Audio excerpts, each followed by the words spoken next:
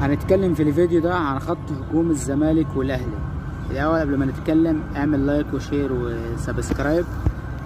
خط هجوم الزمالك مفيش فيه خلاف عليه، هيلعب بعدي الدباغ مهاجم، شيكو بنزا وينج ليفت، واخوان بزيرة وينج رايت.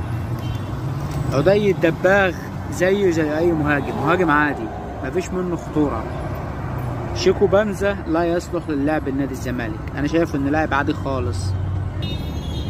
خوان بزيرة هي الخطورة هتبقى من عنده، لاعب برازيلي عنده مهارة.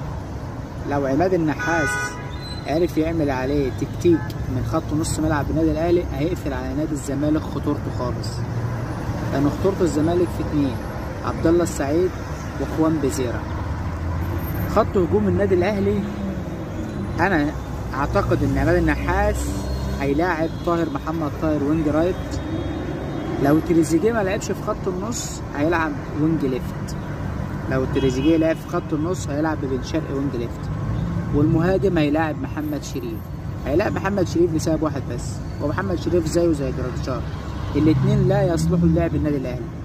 بس هو هيلاعب محمد شريف عشان محمد شريف مسجل على نادي الزمالك 7 أهداف، نفسيا متفوق على نادي الزمالك. احنا المصريين بنحب النفسيا ده، لكن ككوره هو مش هيفكر في كوره.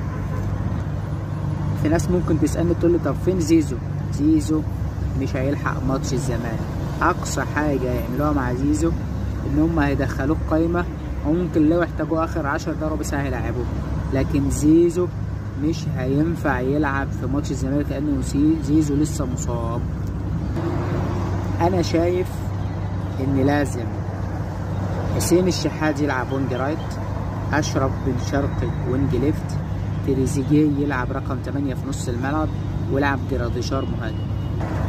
حسين الشحات بيلعب في الماتشات الكبيره حلو، وحسين الشحات كوينج رايت احسن من محمد طاهر، واحسن من تريزيجيه لو راح يمين.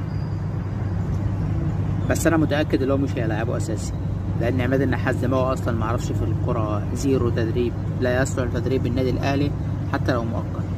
لازم يلعب في الوينج ليفت اشرف بن شرقي، لان اشرف بن شرقي مهاري عالي جدا، يبقى يمكن اعلى وينج مهاري في النادي الاهلي.